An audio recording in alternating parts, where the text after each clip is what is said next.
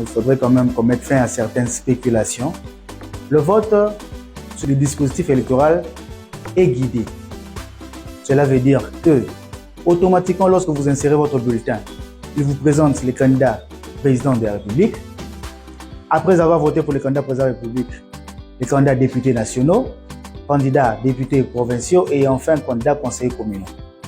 Mais attention, on n'est pas obligé de voter pour tous les scrutins.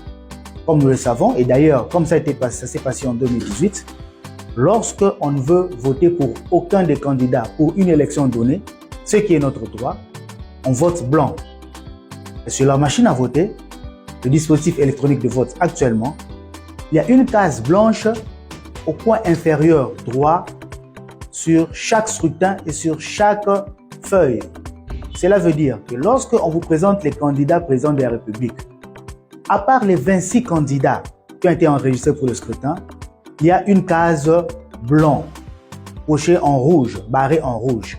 Lorsque vous voulez voter pour aucun de ces 26 candidats, vous avez pleinement le droit de cliquer sur la case blanc barrée en rouge. Cela veut dire que vous avez fait un vote blanc. Idem pour les autres scrutins. Et d'ailleurs, pour les autres scrutins, chaque fois que vous changez les feuilles des candidats, les candidats changent sur l'interface sur l'écran, mais la case blanc barrée en rouge, elle demeure.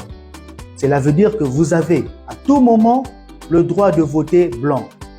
Cela ne veut pas dire que si vous votez blanc, votre bulletin ne sera pas considéré. Non, le vote blanc est un vote et il est pris en compte lors du dépouillement final.